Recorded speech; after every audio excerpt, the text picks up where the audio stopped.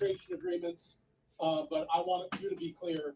If your users were harmed as a result of these actions, they can recover through arbitration. Is that correct? Yes or no? Yes, that's correct. And our arbitration is FINRA supervised and overseen. And we do believe arbitration gives customers a fair and speedier resolution to their claims. Thank you. Does your user agreement and your arbitration allow for group arbitration or only individual arbitration? Let me get back to you on that. If a group was treated similarly and similarly affected or lost upside or lost money, can they do it as a group, or is it only individual in your arbitration agreement? Well, Congressman, I'm sure you're familiar of the number of class action lawsuits filed against Robinhood. And I'm not asking about a class action lawsuit. I'm asking in your arbitration system, can a group of people come together, or is it an individual? And this is not a trick question. I'm not a fan of trial lawyers. I'm just trying to understand. Yeah, I appreciate the question, Congressman. I think the best thing I can do is get back to you after making sure that we get you the right answer. Thank you. That'd be helpful. Mr. Plotkin, are you a frequent short seller? Yes or no? We run a long short portfolio. The majority of our investments are long investments, but we also have short investments to hedge out market risk. Thank you, Mr. Plotkin. Has Melvin Capital ever engaged in short selling of the stock Tesla? We have been short Tesla in the past. That's correct. Mr. Plotkin, also, this is a longer question. Did you see the tweet from Tesla CEO Elon Musk about GameStop stock? I did see that after market hours on a Tuesday. Do you believe that Mr. Musk's tweet had any significant effect of driving the rise in GameStop stock? I don't want to speculate on what the actions of his tweet were. The stock did rise after hours. Do you believe that tweet was targeting you because you had shorted Tesla stock in the past? We had a very small short position years ago in Tesla. That would be pure speculation as to his motives of putting that tweet out. Okay, thank you. I'll go back to Mr. Tenev on the regulatory requirements. Do you believe that the SEC and the Depository Trust Clearing Corporation should modify any of their rules as a result of what happened to your users because of capital requirements? I do believe the gentleman's time has expired, and the SEC is not here today because they're in transition with a temporary chair, awaiting the confirmation of the person who's been appointed by the President of the United States. This is a serious hearing. Members are reminded not to impugn the motives of others. Thank you, Mr. Green. You're recognized for 5 minutes. Thank you, Madam Chair. Ms. Schultz, there is a reason for penalizing a market maker for improperly trading its own accounts ahead of its clients' accounts. Note that I said improperly trading. I don't want to go through the scenario of there being a time for proper trading ahead of accounts. I'd like for you to tell us what that reason is, please. What trading ahead of customer accounts is illegal, and it does not. I understand that it's illegal. Yeah. I don't mean to be rude, crude, and unrefined, but I have to ask this question quickly. What can happen that can benefit the market maker? How can that be monetized such that the market maker profits greatly from doing it? Right. If a market maker trades improperly ahead of the own customer accounts, he can get a better price and can move the market in the process depending on how big the trade is, thus hurting the customer. Yes, and if this trade is huge, and you can see that this trade that the client has is huge and will have an impact on the market, how does that benefit the market maker to trade ahead of the client? The market maker can get a better price for himself before the price changes by the client's trade. He can also engage in self-dealing that way as well. So does it benefit a huge market maker to have a great deal with, let's say, a Robinhood because of the flow that will be coming through that the market maker can take advantage of? I don't think that they're necessarily congruent situations. When you're trading ahead of a customer order, which is something that is illegal and that the SEC does monitor for, it's very different from having knowledge as to the way that the market might be moving based I on. understand, but I want to talk about the circumstance where it's improper, not where it's proper. Remember, we started with improper trading. Here's my point. Let me go to it quickly. The market maker Citadel traded over-the-counter stocks for its own accounts in 2012, from 2012 to 2014, while simultaneously delaying client orders for the same shares. And it was fine for this. Citadel has been naughty for some time. 2014, Citadel faced $800,000 in penalties. 2017, 22.6 million. 2018, 3.5 million. 2020, 97 million. And another 2020 of 700,000.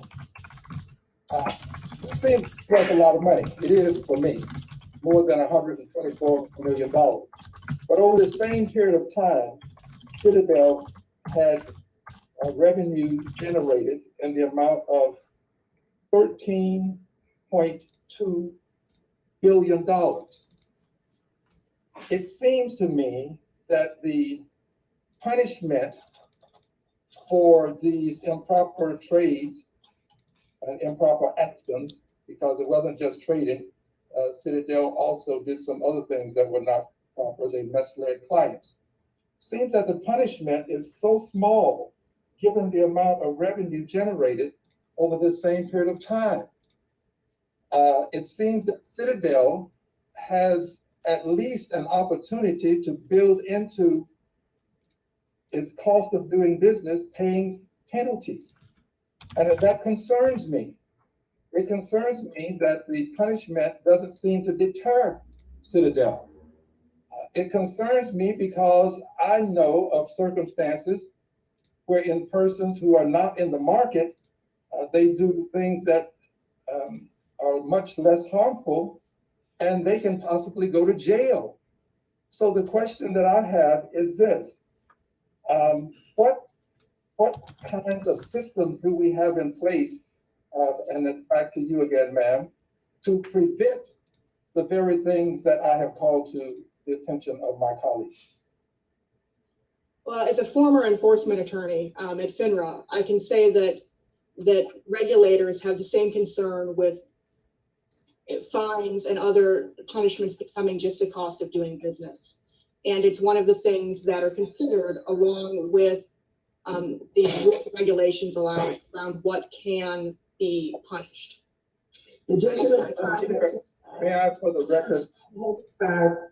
Mr. Green, as you know, we're going to have a series of hearings, and our next panel will include a whole bevy of experts also on some of these issues. With that, Mr. Barr, you're ready. may I say something in the record, please?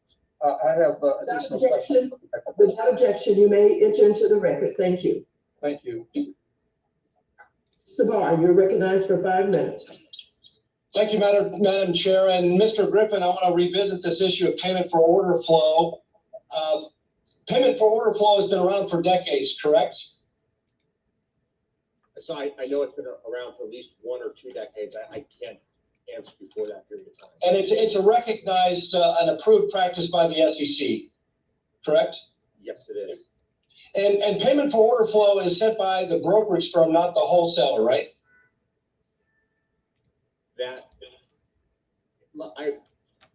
It is ultimately a negotiated number, but it is a number that is set by the brokerage firm and not by us as the market maker.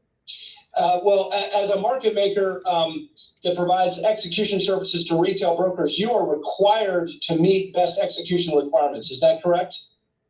Yes, it is. And in other words, market makers are required to provide the same or better pricing than the exchanges, correct? That is correct. And how can market makers offer that better pricing to Mr. Sherman's line of questions? So there are a number of drivers that permit us to offer better pricing than what is available on exchange. The first is that exchanges have legally mandated minimum tick sizes of a penny. So if you look at a stock like AMC, it trades $5 bid, 501 offered. If the exchange could trade with a half cent increment, it would probably trade $5, 0.005 bid, 501 offered, or vice versa. But the exchanges are limited to a 1 cent minimum tick size. And we have been clear on the record in prior testimony that exchanges should be permitted to have a smaller and more competitive tick size. That's fact number one. And number two is that the average retail order is much smaller in totality than the average order that goes onto an exchange. Because this order is smaller, and I'll share a number with you, the typical Robinhood order is ballpark about $2,000 in size. Because it's a small order, the amount of risk that we need to assume in managing that order is relatively small as compared to an order that we have to manage from our on-exchange trading. And as I'm sure you're well aware, we are the largest trader of stocks on exchanges in the United States. So let me move to Mr. Ted really quickly on that point. What impact might greater restrictions on the payment for order flow model have on your ability to offer zero commission trades? We do believe, Congressman, that that's an important question, and payment for order flow helps cover the costs of running our business and offer commission-free trading to customers. When we started, people didn't even think that there was enough margin left to make this business work, but we've been fortunate to make it work and to make it work for our customers. Let's talk about why Robinhood restricted trades. I think your explanation about margin requirements charged by your clearinghouse makes sense. Is your clearinghouse supervised by the Fed and the SEC? I believe in that. Are the margin requirements charged by your clearinghouse in turn approved by federal regulators? Yes. And did federal regulators approve the value risk charge that was imposed on Robinhood? I believe, Congressman, the value of risk charge is outlined in general terms in Dodd-Frank, but I'm not sure who approved the specific implementation of that formula. So if anyone has a problem with your decision to halt trades, it's fair to say that their frustration should be directed toward federal regulation. Congressman, I'm not trying to throw anyone under the bus and direct frustration anywhere. All I can say is Robinhood Securities played this by the books and played it basically the only way that we could remain in compliance with our deposit requirements. Mr. Plotkin, I appreciate your testimony that Melvin always follows laws governing shorting stock, but Melvin lost $6 billion in 20 trading days. Let me ask you about your risk management. Did your short positions exceed float? No, they did not. Well, shorting has an important role to play in our markets, allowing for legitimate hedging and price discovery. But we are interested in naked shorting, and so we would hope that you would clarify that and how it is that you make sure that you're first locating the borrow. Has expired. Mr. Cleaver, you're recognized for 5 minutes. Thank you, Madam Chair, and I too would like to thank you for this hearing. It's a question that a lot of people are asking, probably many of us as we go through our districts. But let me start with you, Mr. Taneen. I'm just curious if you can give it to me in a short period of time. How did you go with your name for your company? Absolutely. Thank you for that question, Congressman. Robinhood stands for lowering the barrier to entry and democratizing finance for all. So idea is the same tools that institutions and wealthier, high net worth individuals have had for a long time should be available to the people, regardless of their net worth or how much money they have. Okay, I appreciate that answer. Because it's something I would also embrace. However, I have a 23-year-old on the other side of the house who I love dearly, but he has no training, no income, no qualifications. How in the world could he get like $1 million worth of leverage? Thank you, Congressman. So the leverage that we provide to our customers, which less than 3% of our customers actively use, is regulated strictly by requirements. So the only way to get that amount of leverage in a margin account through borrowing is to deposit a similarly sized amount of capital. Or by mistake. Congressman, I'm not sure what you're referring to. Well, I mean, there's a record of a young man getting $1 million worth of leverage. He was only 20 years old. So I'm just saying, if that's not a policy, that was an error. Congressman, I appreciate the opportunity to address that really important point. You're referring to Mr. Kearns. I am. The man who unfortunately passed last year. Yes. First of all, I'm sorry to the family of Mr. Kearns for your loss.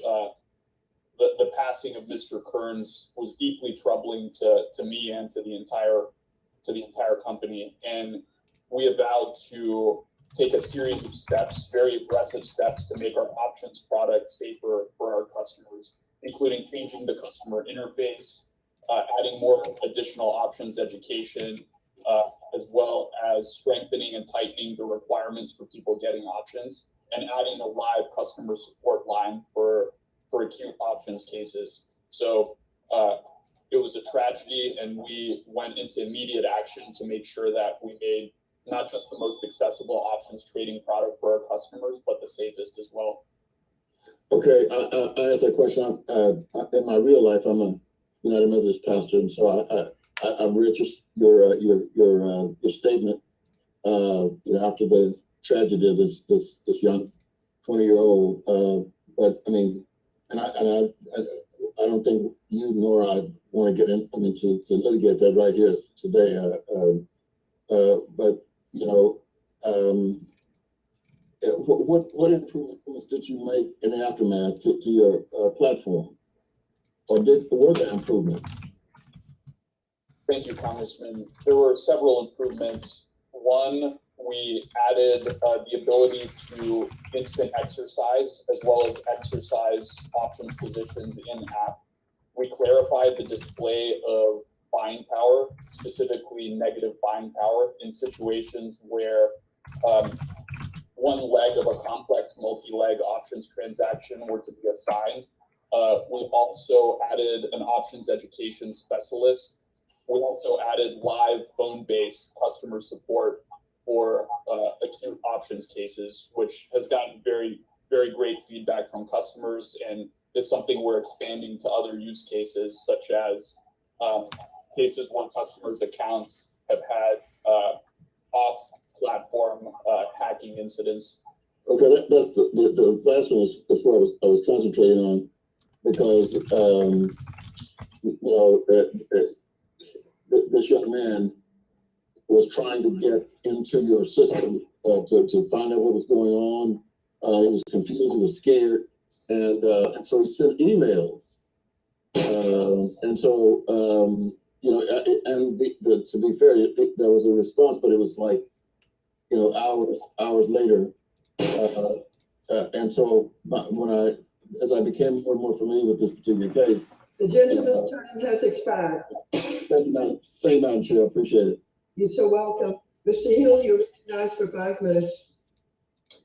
Well, thank you, Madam Chair, for holding this hearing, and I want to thank our witnesses for their expertise and their patience. Madam Chair, I have a letter from the American Securities Association I'd like to insert in the record. Without objection, such is the order. Thank you very much. And Mr. Tenev, what a treat to see you, and congratulations on being part of the American dream. I had the pleasure working for President Bush 41, of working in Sofia in 1990 and 1991 to try to bring capitalism to Bulgaria after the wall fell. So I'm glad to see you're an American citizen and innovating here in our country. Thank you. I think you've done a good job talking about the, I'd say the acknowledged lesson that you've learned in terms of these deposits for clearing and the important risk management issue for your firm. So I'd like to turn to follow up on some of the discussions about retail service that you've also touched on today. Do you have a call center generally for Robinhood investors? Thank you for that question, Congressman.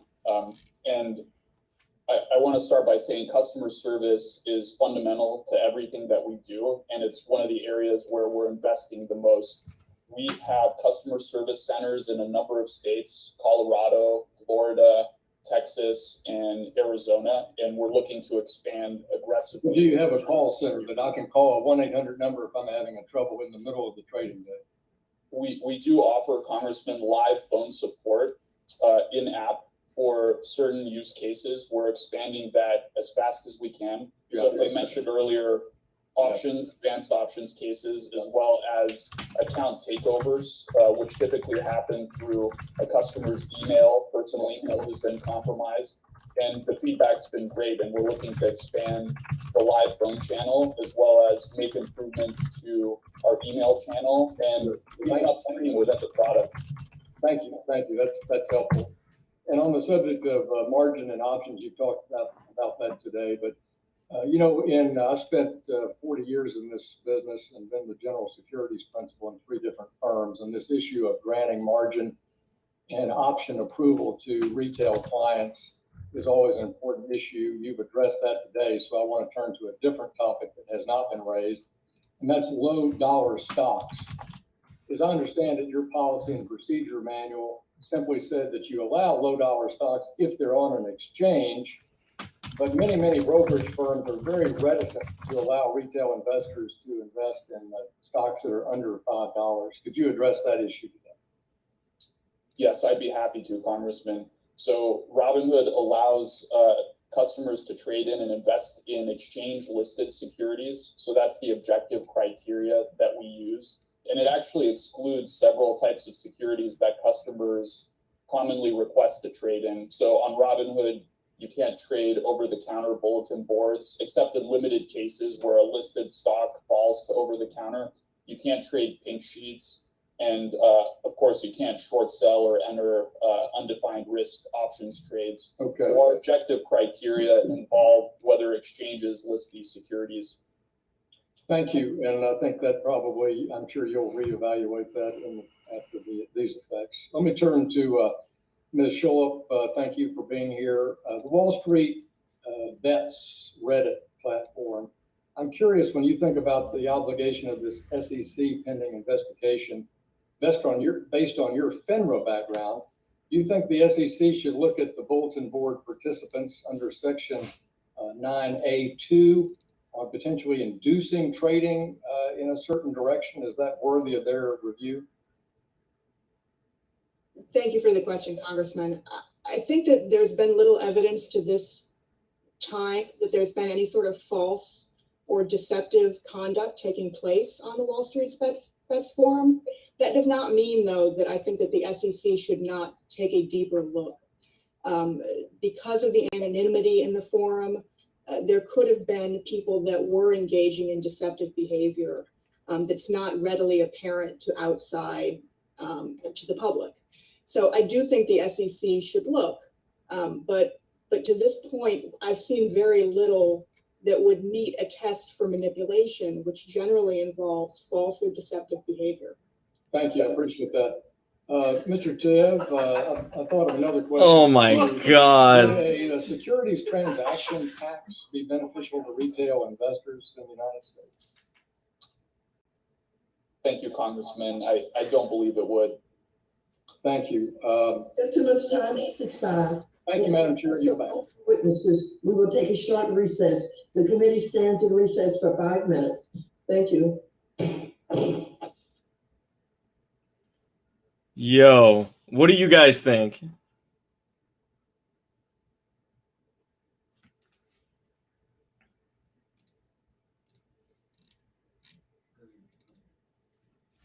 Unreal, man.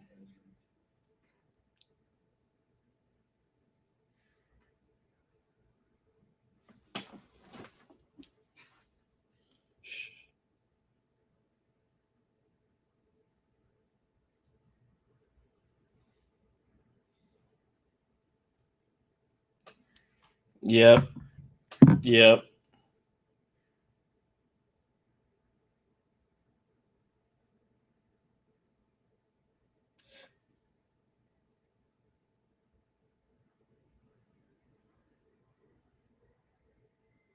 Michael Rosenberg, I see what you did there with your sarcasm. Yeah.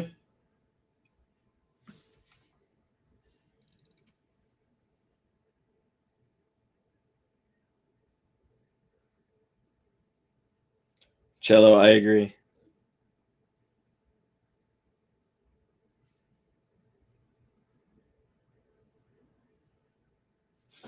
You know, thank you, Congressman. Scapegoat. I don't know. I mean,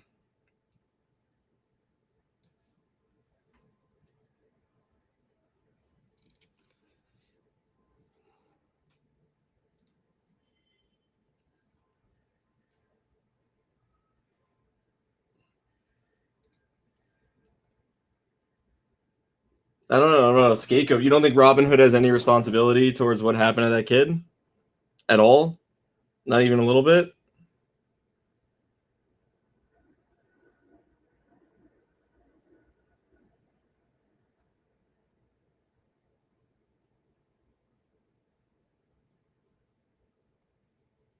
You know, I mean, just asking.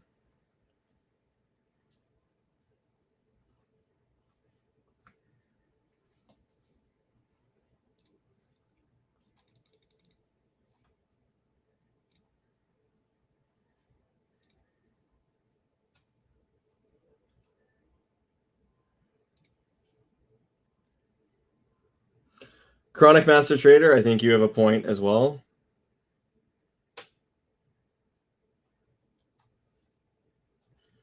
No, Jace McCormick. However, to answer Jace McCormick's question, that is a good question. Okay? It's not that there's a responsibility. However, if we made it, you know, it's different, right? Because you're talking about, you know, Robinhood gave this kid tons of leverage. You know, there was no prerequisite, and yeah, look, some of it falls on the person.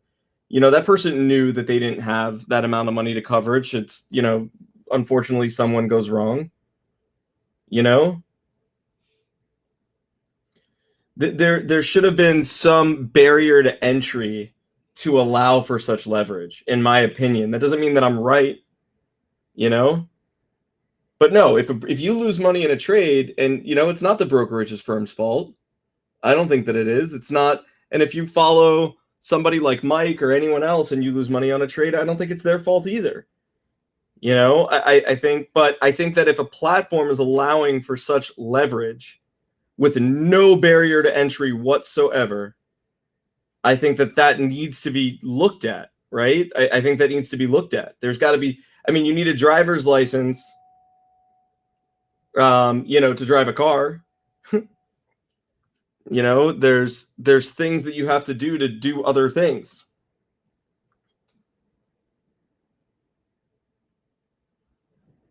Right, but I don't know about mature enough, right? Like, I've seen some pretty mature 20-year-olds or 22, you know, it depends. You know, I think educated enough is the right thing. You know, did that person know what they were doing? And obviously that answer is a resounding no. Right? Obviously a resounding no. And I think that is the problem. It wasn't like, oh, well, you know, Robinhood's 100% to blame. No, I mean, look, that person, unfortunately, and as tragically as it is, you know, that person knew they didn't have that money to cover it, and they did it anyways. You know, but I do think, yeah, you know, Greta, I agree with you as well. You know, there's a major like lapse and loophole when it comes to proper financial education and the access to these things now doesn't match the access to these things isn't backed up with the proper resources. And I think that's the problem, right? I think that's the problem, is that anyone now with a little bit of money and a cell phone can get all this sort of leverage, more leverage than they make in a whole year or in 5 years or 10 years. And they don't understand what's happening, you know? So no, I do think that is the fault of the brokerage firm, which is probably part of something way bigger, you know? So, and I don't know what Vlad was talking about when he was talking about a customer service hotline, you know, customer service hotline for Robinhood. Has anyone in here ever seen a customer service number for Robinhood? I haven't. So, I mean, maybe I'm stupid, you know, maybe I'm an idiot. Maybe I'm missing it. I have no idea. I have never seen Robinhood have a customer service phone number ever, or hotline. The dude that looked like a reject version of the Beatles, that guy stared right into the camera and just was completely full of shit, in my opinion. Well, if you're expanding something, doesn't that mean that you already have it? Like, if I'm going to expand on this, that means that I have something to expand on. I don't know. I've never seen it. I'm not saying it doesn't exist. I'm just saying I haven't seen it.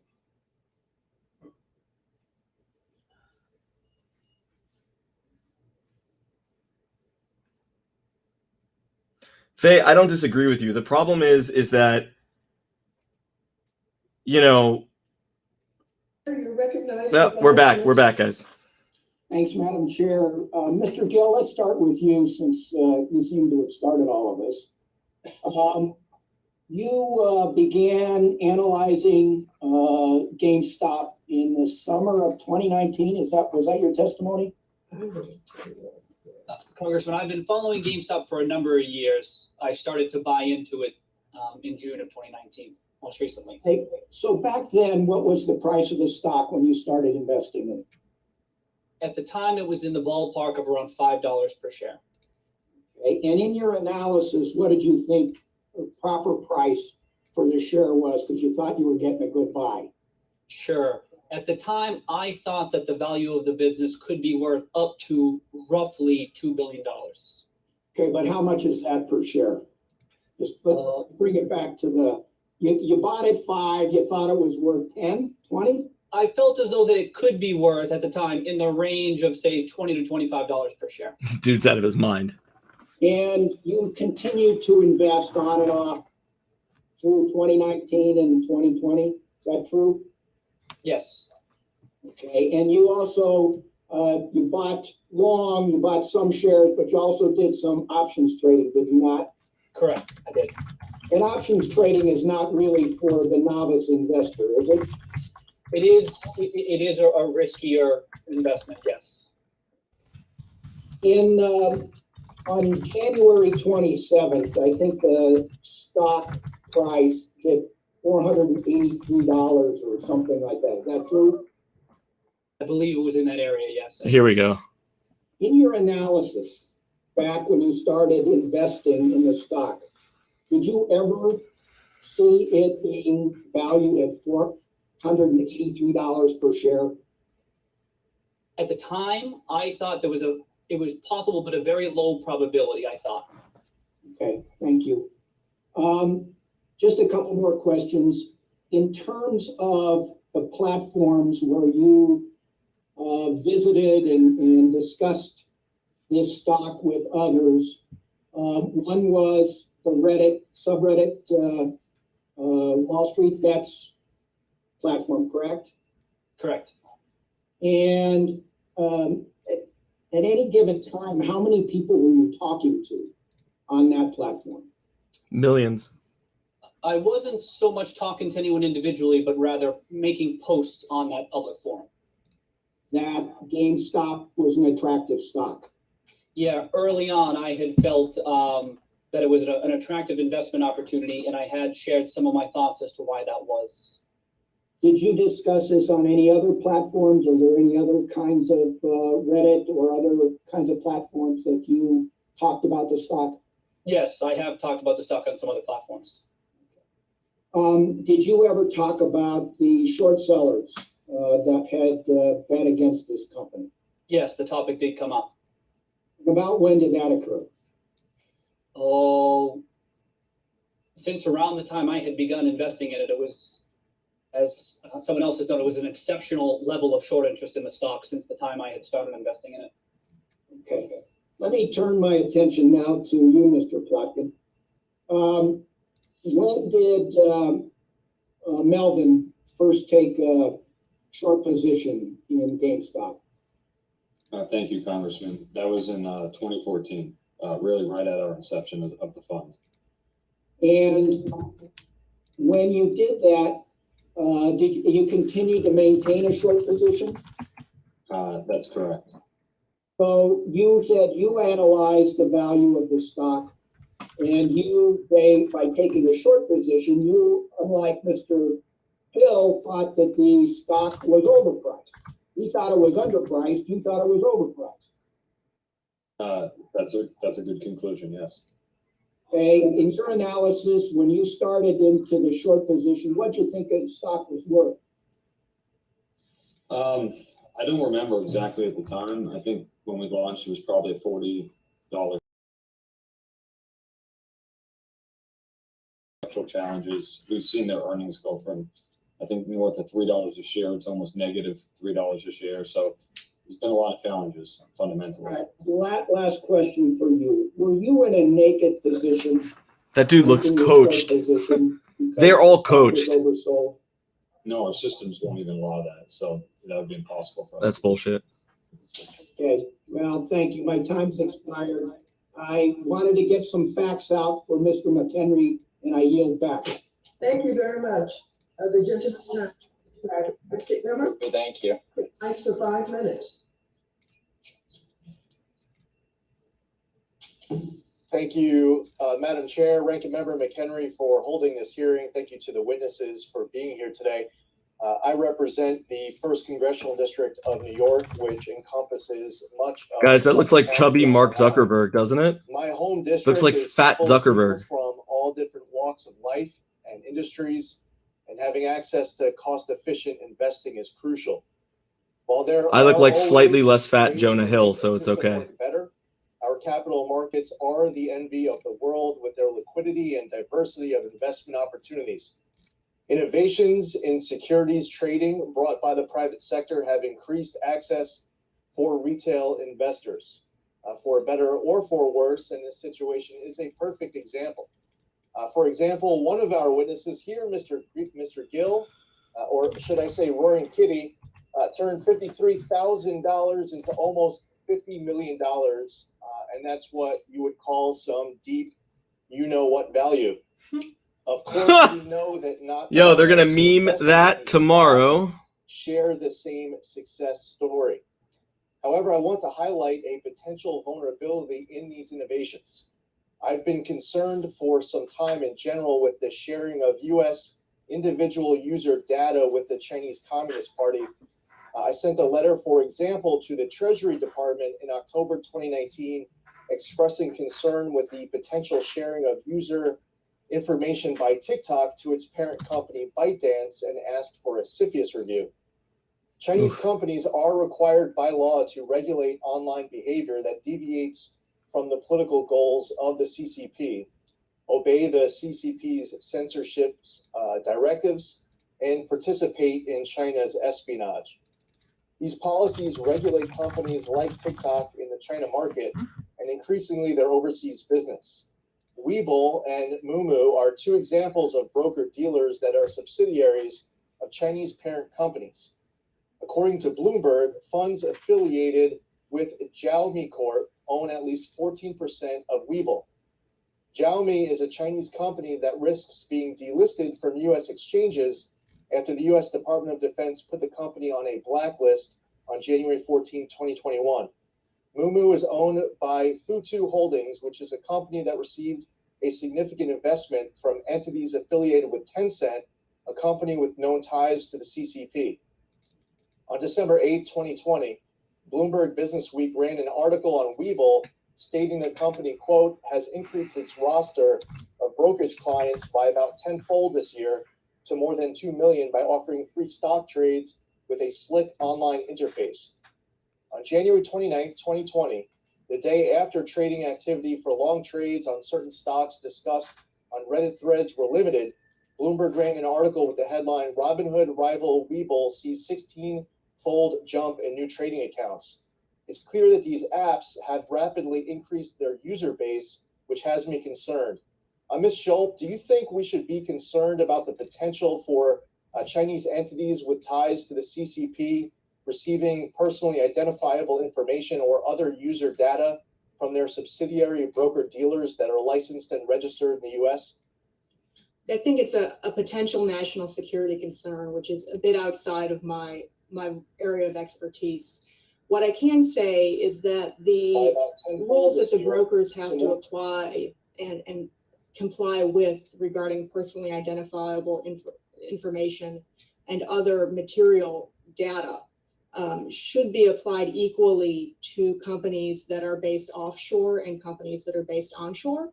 And I hope that that's the case with respect to Webull or any other competitors that are not domestically owned. Having a diversity of Webull's got an choice office for in New different York. trading apps is generally good for market competition. However, is it a good outcome for millions of Americans to flood into trading apps that could be required to share user data to parent companies that have ties to the CCP? Again, I think choice is key here, as well as understanding from a consumer perspective what companies you are choosing to do business with. Again, the national security concerns are a bit outside of my area of expertise. Well, I thank you for being here. This is another angle to this issue with these new options that are being provided to average retail investors. And we want these retail investors to have the most amount of information as possible to be set up for success. I yield back. Thank you very much. Mr. Himes, you are recognized for 5 minutes. Thank you, Madam Chair, and a big thank you to our panel today for a very interesting conversation. That sweater is serious there. Chairwoman's ways of characterizing this hearing was who wins and who loses. And I've spent a bunch of time in the last couple of days looking at the various players here. I'm pretty convinced that the wholesalers, Citadel is one of the winners. They make a lot of money. They're the casino in this story, and the casino tends to win over time. Robinhood has a valuation of $5.6 billion. And, sweater. That sweater is serious. Or cardigan. I think the proper word is cardigan, perhaps. And I want to spend some time talking about the person who usually loses. And that's the retail Burlington investor. Coat Factory. And while I have supported for many years the democratization of finance, as we say, it's not just in Washington, D.C., but on Wall Street. The retail investor. You could tell all these people, you could tell their bias, like the different bias of these people, like immediately. Immediately, you could tell the different bias. And I think it's worth looking at that because as much as we're celebrating Mr. Gill here, we're not talking very much about Mr. Salvador Vergara, who was featured in a Wall Street Journal story, who took out a $20,000 personal loan through Robinhood, invested it in GameStop, only to see the value of his position go down like 80%. This guy so Mr. has Vergara issues with his mother and $16,000 hates Citadel. he doesn't have, that he owes to 100%. somebody else. And as much as I support the democratization of finance, we need to be thoughtful about this. So, Mr. Tenev, my question is for you. You quoted a $35 billion number as what I interpreted to be profits in excess of deposited funds and securities. Somebody needs to get him a set of AirPods. At your customers who traded Those in wires are GameStop distracting. over the period of its increase and subsequent decrease. Mr. Tenev, how did your customers in the aggregate do? Did they win or did they lose? Thank you, Congressman, for that question. I don't have that particular cut of the data top of mind, so maybe we can get back to you on that one. All right, you don't have that. So you do have a $35 billion figure. The figure doesn't mean a lot to me because it's just a dollar number. Help me convert that to a rate of return. First of all, is that $35 billion, is that gross or net? In other words, is that actual profit or does it include margin shares, other forms of leverage that may actually not belong to the account holder? It does include, Congressman, unrealized gains. So it's the value of assets, both including look at that positions person's in, hair. Securities and cryptocurrencies. Okay, I get that. I get that. But again, $35 billion doesn't mean anything to me unless you can convert that into a rate of return. So do that for me. What is that on what asset under management number is that $35 billion unrealized against? The look on my face right now is because I can't count to 35. But you could offer me $1 million and I couldn't count to 35 billion. Okay, but you can't share $35 billion. Sorry, Mr. Tenev, I just don't have a lot of time. $35 billion is a meaningless number. I need to know what that is in terms of return. So convert that for me into rate of return. Jesus. So I can compare Show me the to money. Treasury, so I can compare Show me the money. S&P 500. Congressman, with respect, I think the proper comparison is to customers not investing at all. Much of our customers are investing for the first time and are taking money that they otherwise would have spent or consumed and putting it into Mr. Tenev, again, I don't want to be rude, but it's my time. Again, you offered up the $35 billion number, which, as you and anybody else schooled in finance knows, is meaningless unless you convert it into a rate of return. So just please convert that $35 billion number, which to the folks watching at home sounds like a lot of money. But what does that actually convert to in terms of rate of return, which is what matters? Congressman, $35 billion is indeed a large amount of money, especially for our customers who are mostly small investors. It's more than Not for you though, right, big dog? Nearly all. Jesus. Mr. Tenev, again, don't make me be rude here. You and I both know that $35 Yo, billion someone's of flexing unrealized gain, his stuff right now. Get him. $100 billion. That's a 35% Get him, Mr. Hines return. from If that's under $1 CT-4. trillion, it's a radically different Damn, rate this is of the return. most. So what I'm This is trying the to most get at, alive Mr. this man Tenev, has here felt is in the you threw past out the year. number of You could $35 tell. billion. I actually think the right He's like, oh, comparison is what God, I'm if relevant your right now. clients This had is simply good. invested in the long run in an S&P index fund? Would that number be more than $35 billion or less? Congressman, with respect, I don't believe the right comparison. Oh my God. is Look at investing B-list. in an S&P index fund. I think the right comparison is not having invested at all and having instead spent that money and consumed it. No, it's most certainly. He looks like a not. 70s It's most porn certainly version not, of Mr. Keanu Tenev. Reeves. So I'm going to ask you, I'm out of time, but again, you put out the $35 billion number, so I think it's only decent. This is definitely how this guy argues with his wife. Meaningless unless you can convert it to return. Honey, I told you I wanted my dinner this way. I told you I wanted it on the table at 7. What did you mean by 7:15?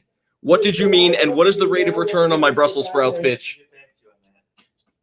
Thank you, Madam Chair, and I appreciate all the members of the panel being here. I think you've seen that there are occasions with some on the. Oh, wow.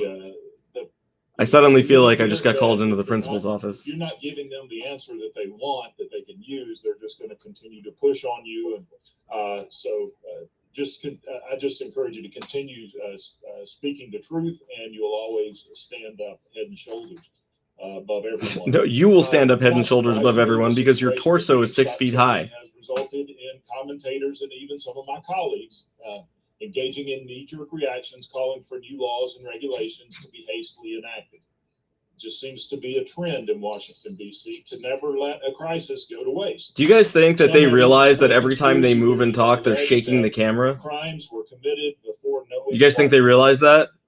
I can even testify to what was just being said. He looks like Third Reich Clark Kent. Kent. Who have never invested before, but because of Robinhood and other retail platforms, many of them took the stimulus money that they received during the CARES Act, which they were still working, they didn't need, and they actually. I don't think he's reading, but he keeps moving like he has to go to the bathroom a lot. More and more people who have never invested before, huh? Are now investing in these platforms. This It looks like he's reading off 7 teleprompters. Situations, we should take time to understand what actually did or did not happen, especially with this GameStop situation. Now, the SEC is the proper authority to determine if any rules were broken, and they are looking into it. Congress has already given the SEC broad authority to oversee the capital markets, and we do not need to rush to enact even more big government regulations until we ultimately that could ultimately harm the investors. Can you see it in his glasses? Question, Mr. Tennant, can you remind us again why Robinhood temporarily paused trading of GameStop? Yo, here we go. Here we go, guys. We're gonna get all the answers right now. Shh. Of course, thank you, Congressman. Robinhood paused trading temporarily. Tell me. I should say paused buying of about 13 securities on Thursday, so that we could meet our douche canoe deposit and collateral requirements. Okay, so what you're saying is you were paused because you had to comply with regulations. Is that true? Correct. All right. So it's ironic that people who are criticizing brokerage firms because they pause trading, which they sometimes have to do to comply with regulations, these same folks are now saying we need to respond to this with more regulations. I would say if people don't like brokers occasionally having to pause trading, I'd suggest they look at the regulations. Guys, look at the bias difference between this representative and the representative right before this. Increases complexity and does not help investors. Question for Ms. Schultz. Despite the volatility and the frenzy of media and social media activity, it seems to me like the markets functioned as they were supposed to during this. Everything's fine. Everything's fine. Well, do you agree with that?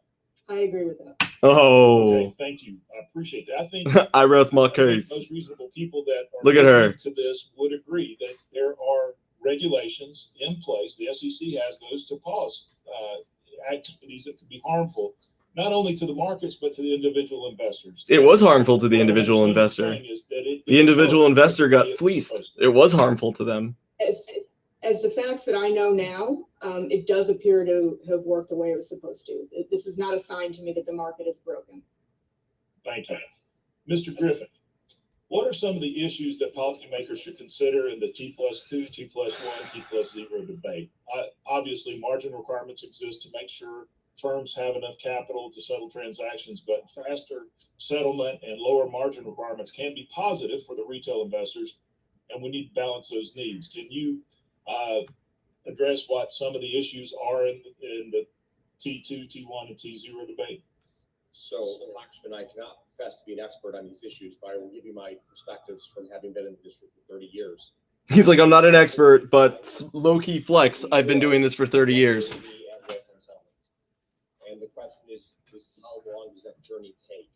From T2 Come here. to T1, this reduces the amount of capital required by broker-dealers to meet the needs of their customers. That reduction in capital will be meaningful. What is this? Would have been very helpful. Everyone can hear you. Period of time. Reduces counterparty risk holistically, which is good for everybody in the market. We should push. I'm live streaming the House Committee. As we go to same-day settlement, we now bring into question the complexity of intraday movement, and you bring into play the necessity for all systems to be functioning every moment of every day with no room for error. At a T1 settlement cycle. This topic has expired. Let me remind the members that we're going to have a series of hearings. Today is the first. There will be probably 2 more. I didn't hear anyone here today say that they were ready to pile on regulations. So let's make sure we know that our statements are accurate. Mr. Kester, they can all hear us. For 5 minutes. Thank you, Madam Chair, and to our witnesses. And they can't hear that. Mr. Tenov, I'd like to follow up a little bit on payment for order flow and best order execution. Oh, this is when they talked about, what was it called? The super enhanced order flow? Oh, this is good. Democracy to work. Consumers need Looks like Mark Zuckerberg's father. And not only about fees, but about order. I look at this guy and I think to myself, $2 bills and Ben Gay. That's what I think about. $2 bills and Ben Gay and maybe some coins. Mike, say hi to everyone. Ayo! 6:30 tonight, guys, is the real live stream. Investors can afford to run their own tests, and they do. And I'm sure Mr. Griffin is normally Adam and no quite often on the receiving end of those tests and trying to measure up to his competitors to compete for market share. How many people caught the short trades today? Riot, IMNM. Talk about it later. Talk about it later. And everyday investors do not get the same transparency. In fact, I believe there's an SEC rule 606, that requires brokers to disclose at least some order execution data to institutional investors. But this requirement does not apply to retail investors. So, Mr. Tenov, since Robinhood's mission is to democratize finance for all, I ask, what are the mechanisms that you would accept and support to provide transparent order execution quality statistics so that your customers can engage in a clean apples to apples comparison between other brokers, between your app and other people's apps in terms of the total cost of trading? Thank you, Congressman, for that very important question. I'm generally in favor of a greater amount of transparency than what we've typically seen in the financial industry.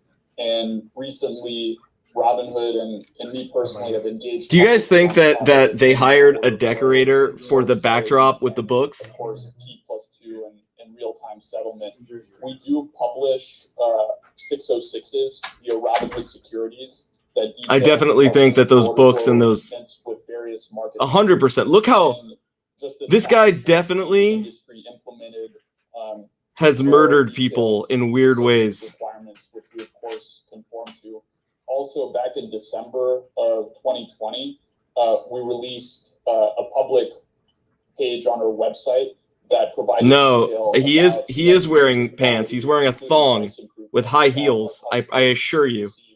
And we're proud to announce in 2020, our customers received in aggregate over $1 billion of price improvement on their execution. He's using OBS and a green screen. That's not a comparison to your competitors.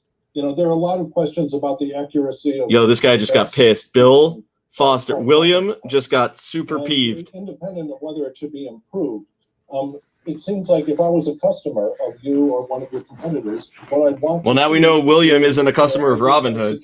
He looks like a Schwab guy. And on average, I got X% better or worse than a reference price.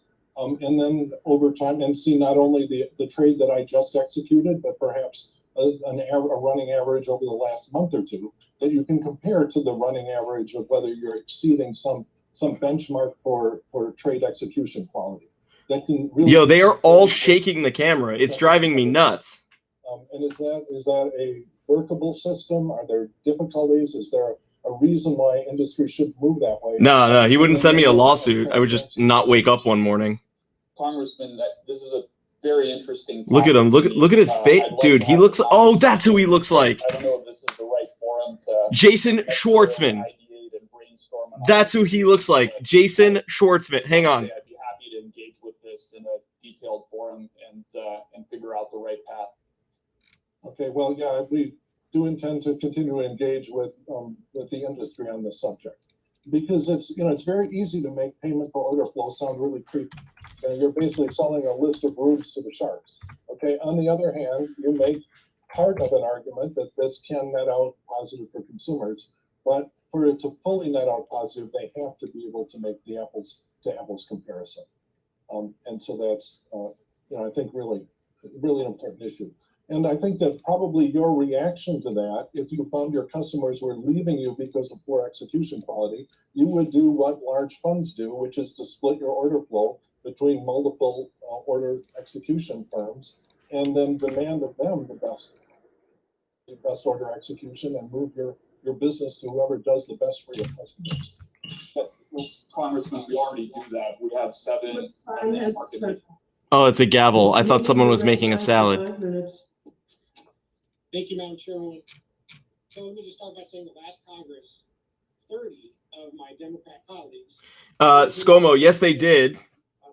They did ask that. A financial transaction tax on the purchase of securities. Yo, this guy was never taught that if you use higher angles on the camera like this instead of like this, you don't look as fat. You know what I'm saying? Like, I'm a heavy guy right now. I put on about 30 pounds over COVID, but like that's why I'm using a high angle instead of like that. You know what I'm saying? Have you seen this? Fix your is that your thumb right here? What are those? What is that? This is explicit. Does he not have it? He looks like he's in an abandoned house with a chimney in the middle of his living room. Help create a more level playing field for Main Street. So with that background, Mr. Tennant, this question is directed to you. Man, I hope not, dude. I don't want to wear a tie. Most of them are small dollar retail investors. If the federal government levied a 0.1% transaction tax on the sale of securities, I bet you he smells like spam.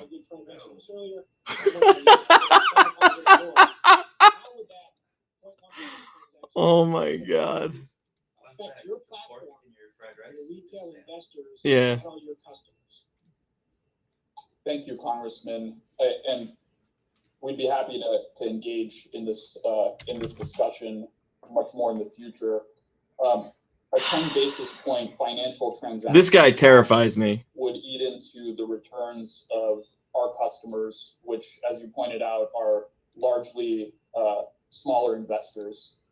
And in that sense, it would be a cost to the retail investor. Of course, that would have to be weighed against the potential benefits of this tax. And I know it's a more complicated issue than meets the eye at first glance. I think you just quoted Terminators or Transformers. Terminators. I know you spent your career specializing in financial regulation. In your expert opinion, would a financial transaction tax directly prevent fraud or market manipulation? No, I don't think a financial transaction tax. Is he using an iPad that he just laid on the table? I think that's what he's doing. He laid an iPad on the table and maybe propped it up with like a Twinkie. Often fail to raise money and they distort Unreal, trade bro. It's not necessarily foreseen initially by the tax. And I'd like to just add in there as well that the financial transaction taxes, while they initially might seem like a small imposition on an individual investor, those taxes often yeah, something. Hurt individual Hot investors Cheetos. and their long-term retirement goals by affecting the institutions that also do the trading in mutual funds. I'm not gonna lie, Twinkie sounds mad good right now. I don't think Dimitri Martin! Dustin, that's who it is. That's who it is. I couldn't Dustin, you are 1,000% correct. Dimitri Martin is who he looks like. They gotta take this guy off the screen. No, I don't think it's related here. No, if he was using a big gulp, he'd look better. Might have decreased the amount of trading, and thus change the volatility. It's not my opinion that would have had any effect on this particular circumstance. Thank you. I only have a minute left, so let me just summarize.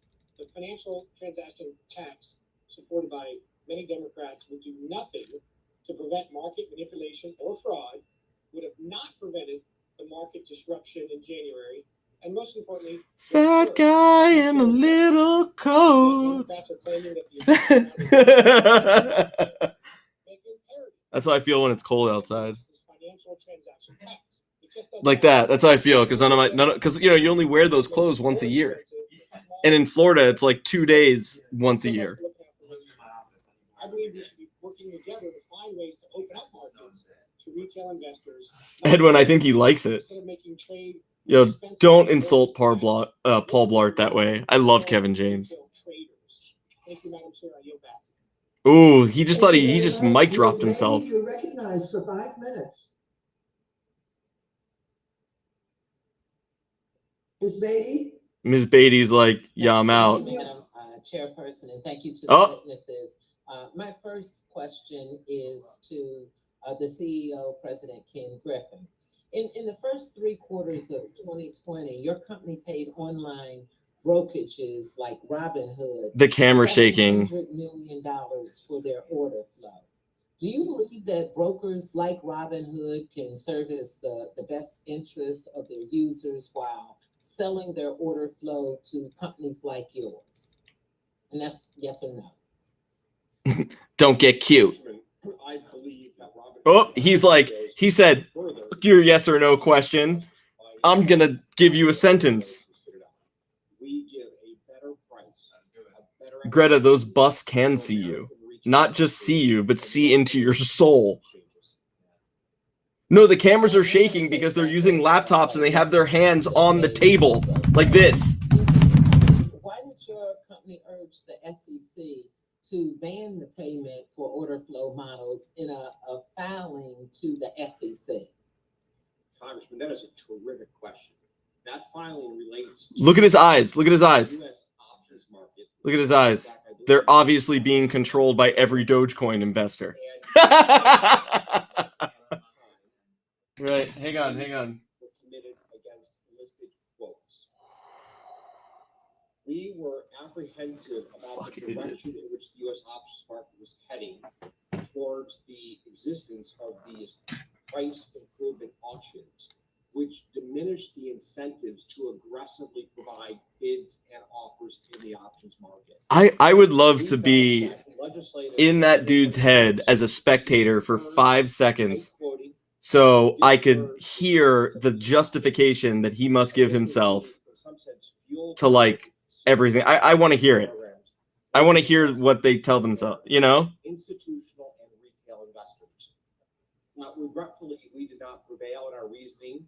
The rise of price improvement auctions came into. Look at his eyes, dude. Are you watching? In the United States, and I do believe that this is a setback for our capital markets. So, because my clock is ticking, let me ask you this. So, are you Me too, girl. no longer believe that the model is anti-competitive and distorts order routing decisions?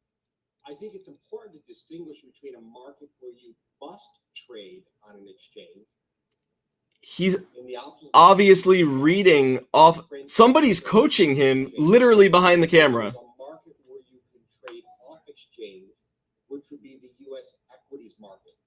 So just to be very I can't turn it up. Let me try. Hang on. Every single options trade must be executed on an exchange.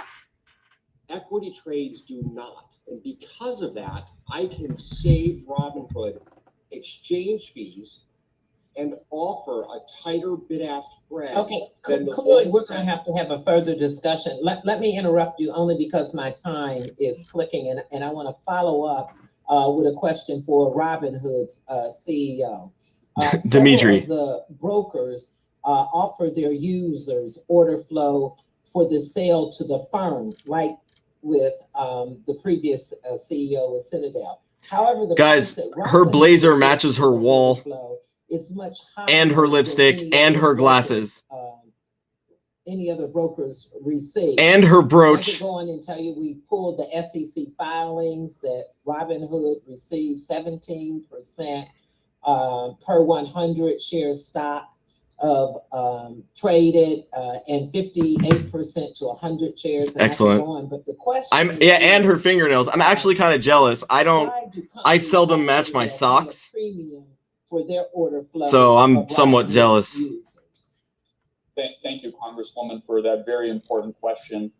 There's several reasons that may be the case. One important one is that our model Dominic, you are 1,000% correct. Flow works a little bit differently. We actually those statues, dude. The statues I understand. It's, you know, spread rather rather than obviously on a like per share art, basis. but And we do believe that everything matching that's is the a little most bit weird, optimal right? way to structure payment for order flow arrangements. Okay, it's not He it is not a because psycho. companies like Citadel can make more money off of Robinhood users than others? And that's a yes or no, because my clock is gonna run out. No. I'm sorry, I yield back, my time is up. Thank you very much. Next, we will have Mr. Vargas. Excuse me, no, Mr. Davidson next, and then Mr. Vargas. Mr. Davidson, you're recognized for 5 minutes. Thank you, Madam Chairwoman. I thank our witnesses. I appreciate the work you've done today. And, Let me, oh, here we go. In May of 2020, the Depository Mr. Trust Make a name Credit for himself. Corporation Let's go, unveiled a buddy. working proof of concept That's your called power Project tie. Ion. And this That is a project, oh my, that is a power DTCC tie. said Let's they would go. examine the potential use of distributed ledger technology in accelerating the clearing and settlement process. Now, since Project Ion was publicly announced, we've received little information pertaining to its progress. As a longtime advocate for this emerging technology, distributed ledger technology and blockchain, today I've sent a letter to the DTCC to request that they provide an update on the status of Project Ion. And I look forward to hearing back from them. Hope to include them in our next hearing. Mr. Griffin, with Project Ion in mind, could you briefly state what would be your biggest concern if DTCC This guy looks like implements every B minus student that has ever lived has just made this as their love child. Clearing and settlement requires that every bit of the workflow is Look at those ferns. organized across all Do you guys just notice those ferns? There's equal amount of ferns on each side. management that you have an overnight batch process.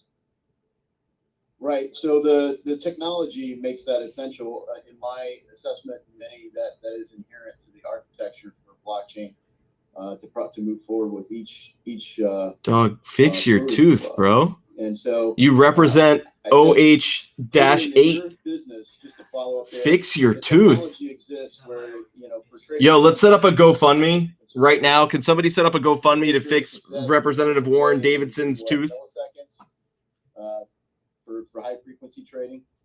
So, as you know, we are the largest market maker in the world and the largest in the United States in equities.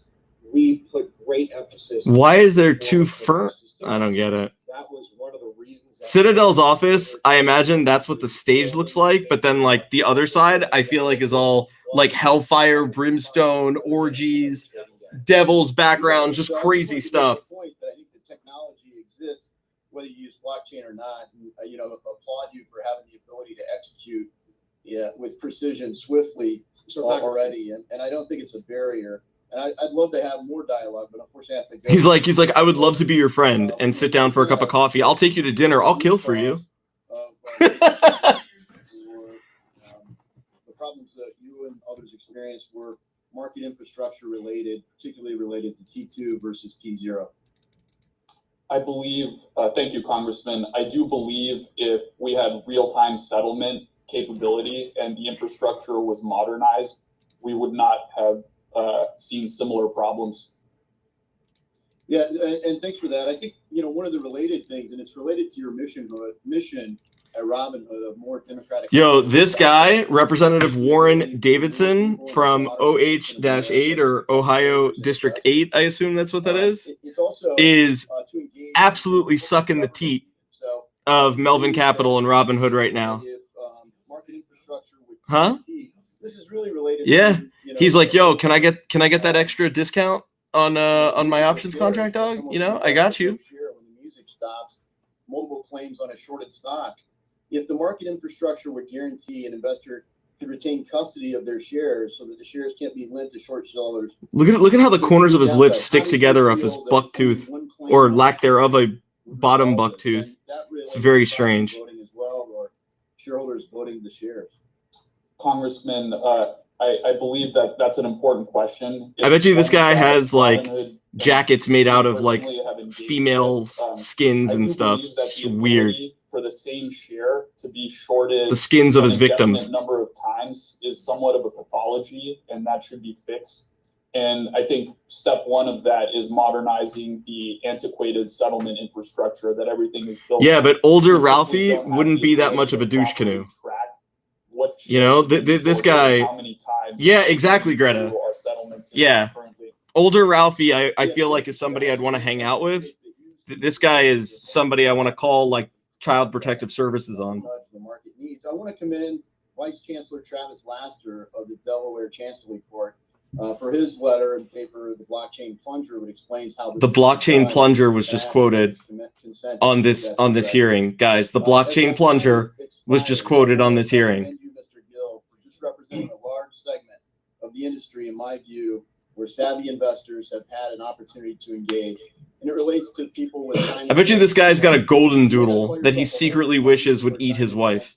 But thank you, congratulations for your success. The gentleman's time has expired, and without objection, your submission is taken. Thank you. Mr. Vargas, you're ready. Thank you very minutes. Thank you very much, Madam Chair. First of all, I want to apologize to Mr. Pluck, and you spoke of the anti-Semitic attacks that you suffered. This guy's got online. As flat. a person of color, I always feel the need to confront hate speech and speak out. And I don't think there's ever been a more hateful, evil, sinful event in human history than the Holocaust. So I want to apologize to you and your family for those attacks. You brought it Wait, up. what? I think we. Whoa! What? Sometimes I think some of my colleagues on the other side of the aisle. What did he? What did they just do? Any contact with real people? No. And they Can you say go back? this is just Go back on your political end real quick. Or they don't want to know the rate of return. I don't. When Did he just apologize for the Holocaust? There's been a great deal of interest in this hearing, and I think it's because there's great distrust in our society and in government, markets, institutions. And then along comes the story. Who the fuck is you? And it's a story really of Robinhood turned on its head. And the reason I Did he apologize for the Holocaust? Zuckermeyer brought it up, but Robinhood is a No, he didn't. Did he? Or was it out of context? Century, and he was supposed to steal. Robin of Lockley was supposed to steal from the rich and give to the poor. And here you almost have the opposite. You have the situation where you have the steal from the small retail investor and giving it the large. I don't think. There's no way this moron just did that. From an outsider's perspective, you have the police, the hedge funds, and their army. Why would he apologize for the Holocaust? Regular old suits attacking the trust GameStop by shorting its stock. And then to rescue, here comes the retail investors, and they're taking. Who said that, Alex? Levels. There's got to be more context here. Nobody just starts out and says, "Oh, by the way, I want to just start my time with saying I apologize. I know you're a Jew, but I apologize for the Holocaust. That was the worst thing in human history. Now let's move on to Robinhood and talk about options trading." That's why people were excited about this. But all of a sudden, Robinhood. There's got to be more context to that. We had to do this because of other conditions, and my good friends, the Republicans, say it was government. Really, it was. Because the government regulations forced them to do this.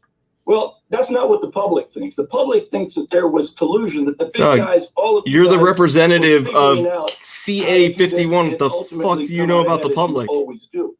And it seems my colleagues on the other side want to help people. Now, Mr. Griffin, if I could just ask you the first question. Got it, Faye. Faye, that would make more sense. You could just count how many people are in the room with you. How many people are in the room with you? There are 5 people, including myself in this room, sir. Congressman. Thank you. So I don't think my colleagues need to help the CEOs or anybody. They got plenty of help. Now, I have to. All right, Chris. Yeah, that's what I'm saying. It just didn't make sense. You didn't talk to anybody, Citadel Securities. Did anyone in your organization since January 1st contact Robinhood? I agree, Chris. Are you asking if we've had contact with Robinhood? With respect Got to it. GameStop and what we're obviously talking about. So, Congressman, we offered to have my colleague who manages that relationship be here today. Instead, he has firsthand knowledge. We, of course, are talking to Robinhood routinely in the ordinary course of business. We manage a substantial portion of their order flow.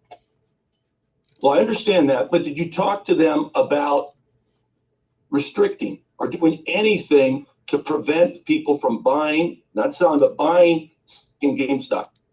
Let me be. Anybody in your organization? Let me be perfectly clear.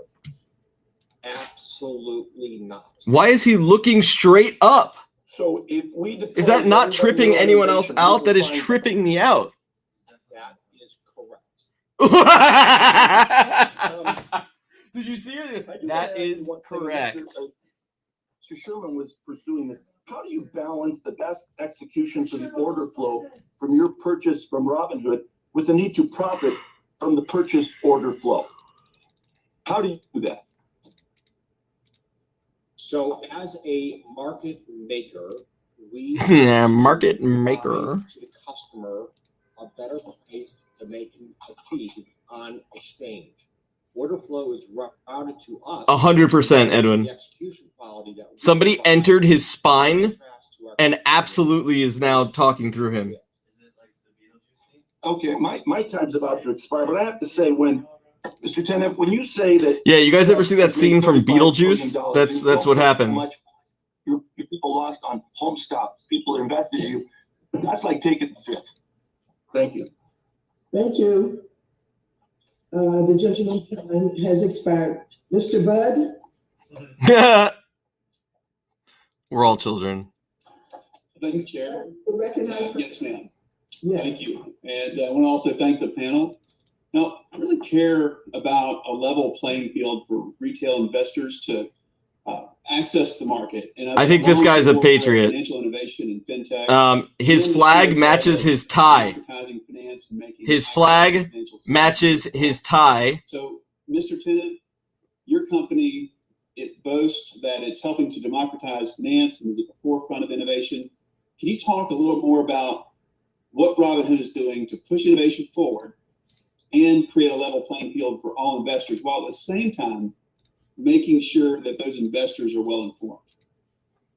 Absolutely, Congressman. Thank you for that very important question. The first thing I should note is many of the witnesses and representatives here have stated that it's never been a better time to be a retail investor in America than it is right now. I think the combination of zero commissions, no account minimums, fractional shares, really MC, I know, I know, has helped make the industry standard.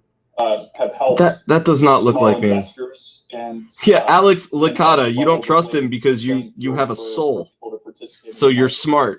Over the past year, Robinhood has released fractional shares, the ability to do automated dividend reinvestment. We also had the unlimited leverage hack, tons of outages, piss poor customer service. And the theme of this year for Robinhood is how do we take a first-time investor and turn them into a long-term habitual investor?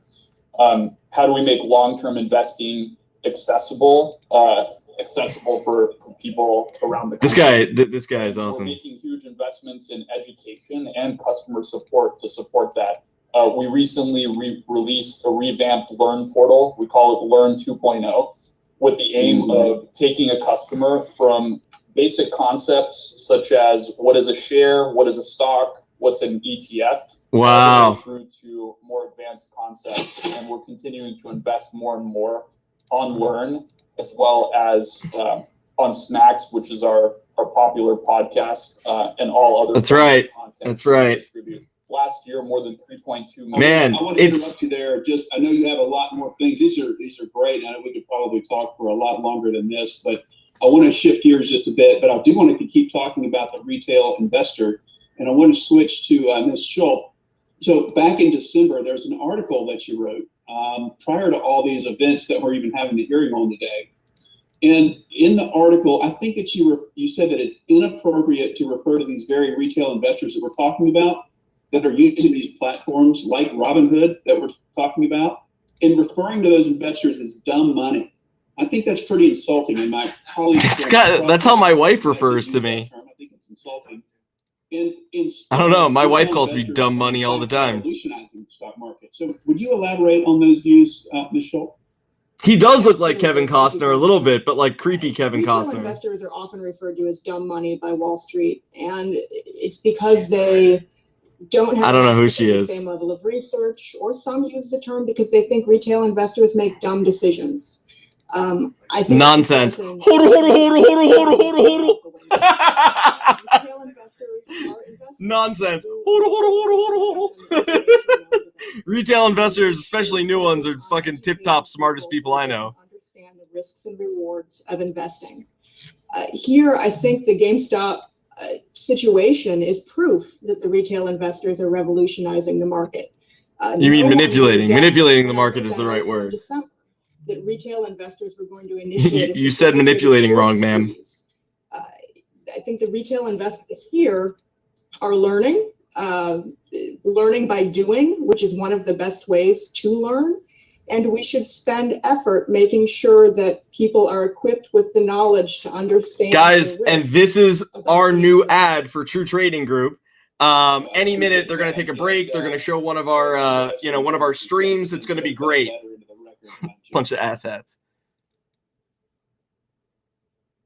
Thank you. I just want to look, Robinhood wrote about the need for, and this is open to anyone, and I've just got a few seconds left, but I'd like for someone to talk about, is it possible for clearinghouses and real-time settlements on the blockchain to exist? I don't have time for that, but that's where did blockchain come into the mix? Madam Chair, I'll go ahead and yield back. Thank you very much. And without objection, I want to make sure that that's in the record that your insertion was accepted. Thank you. With that, I'm going to turn to Mr. Gottheimer. Mr. Gottheimer, you're recognized for 5 minutes. Thank you, Madam Chairwoman, and thank you to our witnesses for being here today. Before I begin, Mr. Gill, I read your testimony, and I'd like to offer my heartfelt condolences for the loss your family suffered last year. It's not just Melvin Capital that lost money as part of the frenzy around GameStop. Whether it's a security guard losing $20,000 or a dog walker losing a few $100s. This guy looks like he smells like baby powder, after GameStop's stock but like with balls. Not every investor lost money, and Mr. Gill, sitting before us here today, remains bullish on the stock. Still, Bloomberg reported yesterday that he was served a lawsuit accusing him of misrepresenting himself and his motivations. I'm not here today to take sides in the litigation. However, it does raise important questions about the role of social media websites like Reddit, especially in the context of volatility we experienced with GameStop, AMC, and numerous other stocks last month. Mr. Huffman, what kind of authentication exists for Reddit users to confirm their identities, to verify they're even real people? You don't. That's why it's called doxing. This is an important quality of Reddit. So yo, look at him. It's a full identity to use the That's the guy. Yeah. Privacy That's Steve Huffman. Important to us is that users should be masters of their own identity, and they can choose to reveal as little or as much as they would like. I'll point out that holy shit, this guy definitely sleeps in his mother's underwear. This allows Reddit to work.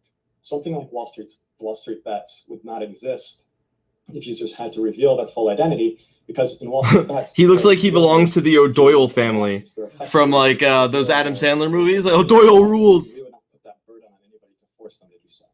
I'll point out that other platforms have real identity, and it doesn't do anything to improve their behavior. Can I ask a question of that? Is there any way for a regular user of Wall Street Bets subreddit to know what content is genuine, written by others? Hell no. The answer is no. Say no. Say no. So there are a couple aspects. You're an asshole. The first is that we as a company invest significant resources. He looks like he's in a kindergarten class. The veracity of our voting system. It's something we've been doing for 15 Yo, years. get Adi Elfenbein out of here. Long before events like this, long before even the election and politics over the last few years, where these things have become top of mind for everybody. This has been critically important to us. Also, our user base is exceptionally good at sniffing out untruths, misinformation, fake stories, both within this community and Reddit at large. And so in order for any piece of content to be successful on Reddit, it has to be accepted by that community and receive the same votes that anything else would. Do you have any heightened standards for places like Wall Street Bets or other investment? You sure as fuck do. You sure as fuck do. I got screenshots of that. We keep a high standard across the entire site. And in with this particular community over the past few weeks, we've been looking especially closely, anticipating these sorts of issues and questions. And to date, we have not found any nefarious behavior. You're an asshole, sir. Got it. But we could have a situation where thousands, possibly millions of dollars of retail investor money may be being manipulated. No, nonsense. Protect the hodl. Protect the hodl. On Reddit, they talk about it on TV, in magazines. People can say, they can, in fact, they do on television all the time, encourage people to make what I would call bad investment decisions. On Reddit, I think the investment advice is actually probably among the best. You're an asshole. Be accepted by many thousands of people before getting that sort of visibility. Guys, he just said the investment advice on Wall Street Bets is among the best. Versus an analyst at a major bank or a financial services firm? Absolutely. I think on Reddit, you're seeing retail investors who are giving authentic advice based on their knowledge, and you would not, I think, call into question what their motivations are or what large positions they may hold before going on TV and talking about them. Do you plan to do more in this space? Is this something that's going to be a major priority of yours? And do you think overall social media companies like yourselves should be held to a different standard? Should you be responsible for what happens in your content? If someone manipulates something or it's a bot, should that be on you, or do you think that's just buyer beware? We take manipulation of Reddit incredibly seriously. You can't even say it. One of our, I think, first duties in all of this is to ensure the authenticity of our communities. Except for their identity, whether or not they're real, whether or not the information is real, authenticity, these nuts. As somebody who is the fuck do you mean authenticity? Free speech, yeah. I'm good with that, but don't defend its authenticity. Reddit can be held responsible, and we do take our responsibilities here incredibly seriously. You just insulted people of Walmart. Thank you. Thank you, Madam Chairman. Mr. Kustoff, Thank you, Madam Chair, and I want to thank you and the ranking member for convening today's hearing. If I could, Mr. Tennant, I shit you not, everyone. I seriously thought that on the I know I didn't know what I was looking at for a second. Sammy, can you grab me a focus here? Small individual investors can have a shot at the American dream. That's investing. I do want to ask. Like Slender Man incarnate. A lot's been said about the situation that occurred in late January. My question to you is, how did you misjudge your capital requirements to prevent people from being able to trade during that period in January? Thank you, Congressman.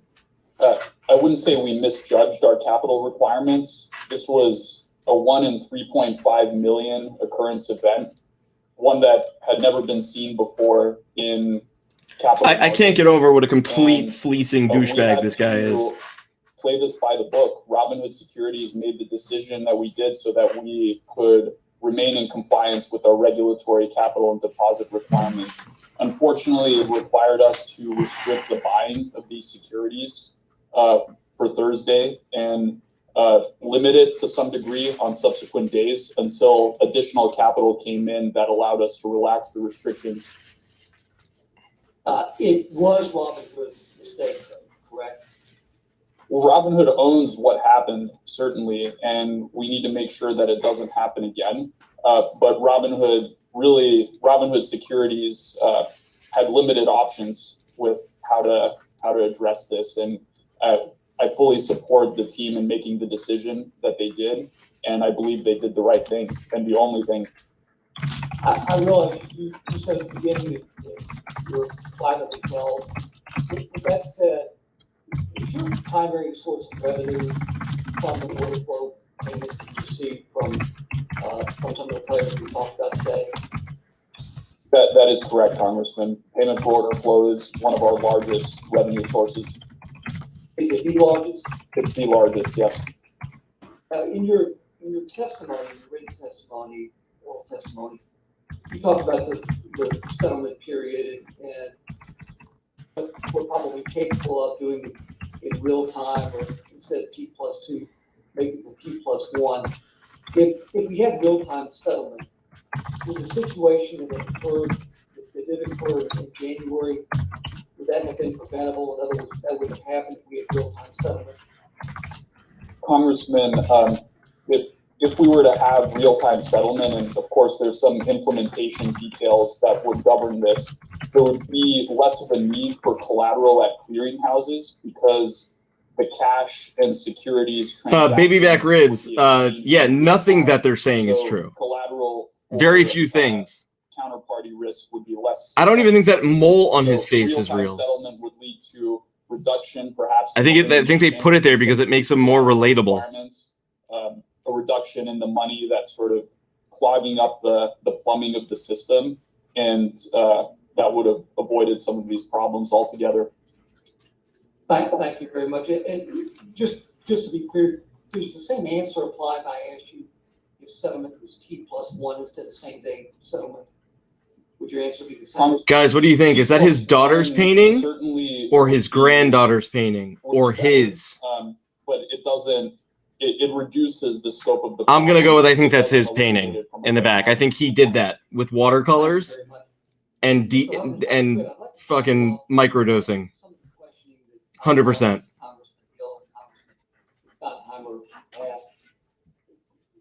You've done an investigation. Icon says mute yourself when typing, man. The keyboard is real loud. You don't see any Oh, I'm sorry. Not sorry at all. that caused any. Icon, hear you. Congressman, that's right. You know, the Congress is looking at amending section 230. What are your thoughts about that as it relates to Reddit? Sure. So Section 230, I think, is a critically important law to the internet as we know it.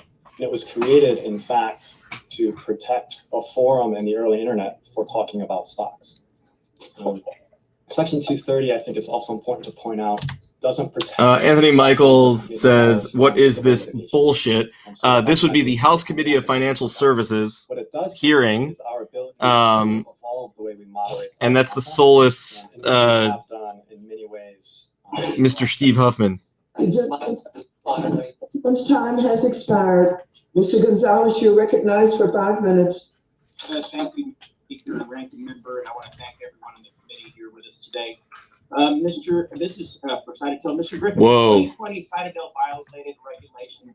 He has like 6 Rottweilers and a Chihuahua. Citadel is now involved in another short selling problem, and Robinhood routes half of its customers' orders to you. Robinhood halts buying on a position. Look at that comb over, bro. And you own the hedge fund and the clearing broker. Bro, it's the hair for me. It's that aggressive comb over for me. And retail investors. No, Anthony, you shouldn't. Nobody should. But it is entertaining, bro. Let me give it to you again. Let me give it to you again. In 2020, Citadel violated Citadel. What an asshat. Citadel is now Citadel, another short selling. Citadel. They haven't been saying Citadel, have they? It's Citadel. That you're long on, and you own the hedge fund and the clearing broker. What is there to prevent you from taking advantage of that situation and making Unfreaking real. Unreal. So in no particular order, I just do not understand the reference to us owning a clearing broker. We do not own DTCC. We do not control DTCC. Don't add to it. We are not party to the discussion, dialogue, or demands between DTCC and Robinhood.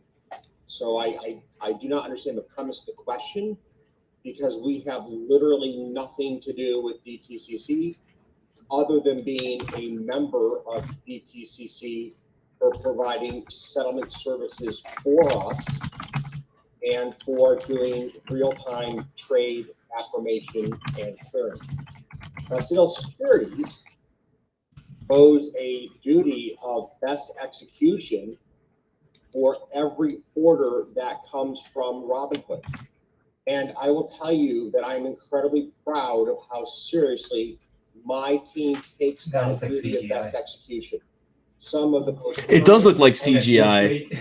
It does. He looks fake. Is that the same hologram they used for Tupac? Citadel, It's White Pac. great pride, Ooh. execution quality Eh. that we give to each and every trader, not only at Robinhood, but at every single one of the retail. Thank you for your response, Mr. Gill. I understand that you made your position known on GameStop as far back as 2019 and are lauded as a diamond hands hero by Wall Street Bets community. Have you ever previously experienced or observed the type of restrictions Robinhood and other applications performed on January 28th? Thank you, Congressman. No, I have not. Thank you. That's a good question. And Mr. Huffman, I'm not a Redditor, but I do understand the problems around social media and freedom of speech and the tightrope act that goes on where these intersect. In the near decade of Wall Street Bets and Subreddit, have they shown themselves to be exceptionally problematic, an exceptionally problematic forum, or just one of the many eccentric communities that call Reddit home? Congressman, I think your latter description is more accurate. They are an eccentric community, but they're well within the bounds of our content policy. And though we do have difficult decisions to make here and there regarding specific communities, one of the things we look to first is whether the community is putting their best efforts to be a good citizen of Reddit. And towards that end, we've had consistent communication with the moderators of that community, and they've been doing, I think, an excellent job. Thank you. Well, the last financial crisis was caused when we turned a blind eye to the bad practices of our financial institutions. Perhaps today we've seen a warning about the clearing process, and I hope today can be a jumping off point for us to take a hard look at our markets and the practices of these institutions. In a two-day clearing process, the liability risk and potential financial stress limited trading. But in a key time in market and perhaps... Yo, Anthony, I agree with you 100%. It's fucking circus, man. Events. So I'm hoping that we all get to take a closer look at what is happening. Yeah, and I'm hoping you fix that comb over, big dog. That shit ain't gonna work for you on Tinder. Somebody swipe left on them. Next on our list, we will have Mr. Hollingsworth for 5 minutes. Thank you, Madam Chairwoman. Mr. Griffin, I'm going to direct my questions to you specifically, but I'm hoping to talk a little more philosophically about the market writ large rather than just Citadel itself. Certainly, there's been a significant amount of evidence supporting the advantages market makers offer retail investors. Through sophisticated infrastructure and high-speed technology, bid-ask spread has decreased from 33 cents to less than a penny over the last 5 years. Did anyone get a sense of eroticism when he said bid-ask spreads? $1.6 billion just in the first 6 months of last year. Oh. None of our discussion after this and the questions I'm going to ask are intended to be pejorative to that reality. But I just wanted to. Is it bullshit, given your Ed? experience, Is that where you were going with that? Implications of off-exchange trading specifically. We've seen this year that off-exchange trading has eclipsed nearly 50% of all trading. Can you talk a little bit about what factors have contributed to off-exchange trading's growth versus on-exchange trading? Certainly, I want to talk about the concerns we may have as market participants about that. But first, just the factors that you think are driving that. I think one of the most significant drivers of off-exchange trading is that exchanges are handcuffed to their ability to fulsomely compete. Can you talk a little bit more about that? Is this just regulatory arbitrage? It is. I hate the word because it has a negative connotation. Yeah, so does murderer, but it describes accurately what somebody does when they kill someone else. That will allow. I mean, you could call them end-of-life maker, forever sleep dealer. So let me just be very clear. The fuck else do you call it? To inhibit dark pools, A forever home? market makers like Citadel from competing. It's that we want to enable and empower exchanges to be better competitors. I started my career as a retail investor in the day where I used to spend 25 cents in a bid-ask spread if I was lucky. I know the days you're referring to. We've come a long ways, but to continue on this journey, the next step is to allow exchanges to be more competitive in the market. Well, so I think you answered this question, but just to put a fine point on it, there is public policy work that needs to be done in order to help resolve some of this challenge that exists in the movement of volume from on exchange to off exchange. That's incumbent upon us. It's incumbent upon regulators to find a better solution. Is that what you're saying? Congressman, I'm saying that yes, it's legislators or the SEC. Yeah. I believe much of this can be Kenneth done Griffin. by the SEC as a policy matter. Right. Think of it as the next step forward in regulation NMS. Love it. Great. Thank you for all those answers. Just, I want to highlight this further. Can you talk about some of the challenges or deleterious impacts on the market if more and more volume is off exchange versus lit trading? Can you talk a little bit about why we should be concerned about that to make sure we all understand how important it is to make these changes to empower, as you said, exchanges to be better competitors? I think there are three salient points I'd like to make. First, price discovery is the most important part of our capital markets function, because price discovery combined with liquidity fuels our free enterprise system. It's how companies raise capital, it drives down the cost of capital. The more trading on exchanges, the better the price discovery we have. That is good for our capital markets. The second is that dark pools are often willing to engage in business practices where they discriminate, that is one class of investors versus another.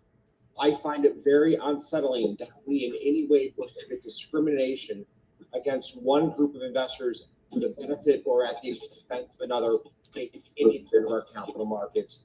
We want our capital markets to represent the values of our country. The third is that the dark pools themselves create a level of concern and apprehension about the integrity and fairness of our markets. And I believe that we should always be taking steps to advance public confidence and the confidence of retail investors and institutional investors that the United States capital markets are a fair place in which to transact business. Mr. Griffin, thank you for those answers, and I would call upon my colleagues to recognize the deep experience Mr. Griffin has in these areas and how important it is that we take the steps, either via agency or via legislation, to help empower exchanges to compete on a level playing field and make sure that we create a public policy. Yo, someone's kicking the door in. Time has expired. Mr. Lawson, you're recognized for 5 minutes. Thank you, Madam Chair, to you and ranking member Henry for this forum today. And I want to thank the welcome the panelists to this great forum. One thing, Madam Chair, I want to clarify for the record. One of my colleagues earlier said that when people got their stimulus money, they went and started investing. I want to let them know that when my people got their stimulus money, they were trying to pay the rent, trying to take care of their kids, and I don't want the panel to think that we worked so hard on stimulus dollars, you know, that happened, that they that people are running out to invest their money. That's not the norm. My question, I'm going to direct it to Mr. Blacken. Wall Street is supposed to be tied to revenue and profit fundamentals. We saw these fundamental changes when amateur investors made control. They publicly stated that this isn't about investing based on their fundamentals, and that this isn't an investment about making a profit in that way. It's about making a profit to demonstrate that they can manipulate the system, and if not, better than professionals such as yourself. Rapid trading won, and Wall Street was losing billions of dollars. Melvin Capital betted against GameStop and was on the verge of bankruptcy. Clearly, there is a manipulation and distrust within the system and inequality in American finance. Mr. Blacken, do you believe that there is manipulation, distrust, and overall inequality within American finance? And what do you believe are the consequences of big guys like yourself, but also little guys in this process? Well, thank you for the question. I really can't speculate, in terms of the broader system. I think, Melvin, my focus is on running our portfolio and building a great organization and a strong team. I think some of the issues you speak about are much greater societally, and it's not really my area of expertise. Okay, well, one other thing, you guys have 360, 70. Richie's G Garage is spamming CLSK. You know what? Hang on a sec, guys. Richie G's Garage. You here, bud? Are you here? Over people who have been involved in Richie? research and calculation. Richie? And investing for so many years. Can anybody ask how they even? No. I'm just curious. Like, what? Sure. Look, I think, as we've spoken about today, the financial markets are changing. There's a lot of new players. I think they saw an opportunity, to drive the price of the stock higher. And today with social media and other means, there's the ability to kind of collectively do so. That was a risk factor that, up until recently we'd never seen. I think sometimes with retail investors, you think about, and they've been really adept at this, investing in the internet or software stocks or electric vehicles, and ideas with big opportunities, and they chase them because they believe in the fundamentals. I think this was very different in that a lot of the meme stocks, these were businesses with real challenges, but they exploited an opportunity, around short interest and the way that was approached. And I think, us and Melvin will adapt, and I think the whole industry will have to adapt. But I understand that, and so I just, from our standpoint, and I know how much more time, but what do you recommend to us to try and keep from letting this happen? Look, I think to some degrees markets are self-correcting. I know, moving forward, stocks, I don't think you're going to see stocks with the kind of short interest levels that we saw, prior to this year. I don't think investors like myself want to be susceptible to these type of dynamics. I think there'll be a lot closer monitoring of message boards. There'll be software providers. We have a data science team that'll be looking at that. Whatever regulation that you guys come up with, certainly, we'll abide by, and I look forward to, helping, if you guys want to have future conversations about that. Okay, thank you. And Madam Chair, my time is running out, so I yield back. Thank you very much. Mr. Gonzalez of Ohio, you're recognized for 5 minutes. Thank you, Madam Chair. I want to thank Ranking Member McHenry for his leadership in calling for this hearing today, and also you, Madam Chair, for bringing us together. Mr. Tubb, I'm going to start my questions with you by walking through a series of events from that day in January, just to make sure we're all on the same page. So in your testimony, you mentioned that the automated deposit requirements from DTCC came in at 5:11 a.m. Eastern, and it showed a $3 billion deficit, correct? I believe that's correct, yes. Okay. At that point, 5:11 a.m., did you have the liquidity to meet the additional $3 billion deposit requirement? So as we wrote in detail in my written testimony, there were a series of steps that the Robinhood Securities team took to request time. So at that exact moment, did you have the liquidity for $3 billion? 5:11 a.m. At that moment, we would not have been able to post the $3 billion in collateral. Okay. So when you said, and you've said this multiple times, that you did in fact have the liquidity and you didn't have a liquidity problem, at that moment of time, that is not necessarily true, correct? You had to take steps to get there. Congressman, we did have to, the Robinhood Securities team had to work with our relevant clearinghouses to adjust the risk profile of the trading day in order to meet our collateral requirements. Right, and in order to do that, your choice was to throttle trading to prevent your clients from being able to purchase in certain shares, correct? That's correct. Robinhood Securities had to restrict buying in about 13 securities. Okay, and if you had not been able to de-risk the profile or the portfolio, excuse me, you wouldn't have been able to raise the money, get the VAR requirement, the excess capital charge waived to de-risk the portfolio, then DTCC would have stepped in and liquidated the portfolio, correct? I'm not sure what the exact, Congressman, what the exact steps that they would take if we weren't in compliance with the deposit requirements would be, but it would not have been a good situation for the firm or the customers. So reclaim my time. So the letter that Ranking Member McHenry submitted for the record, I would draw everyone's attention to. I'll just read this. If a clearing member fails to satisfy a margin call, it exposes other clearing members to risk and can put NSCC out of compliance. In a case of not payment, NSCC may cease to act for the clearing member and liquidate its unsettled clearing portfolio.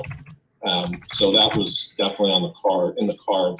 For my constituents who are Robinhood clients, what would this have done to their portfolio? Would have been forced liquidation as a result of missing the capital call.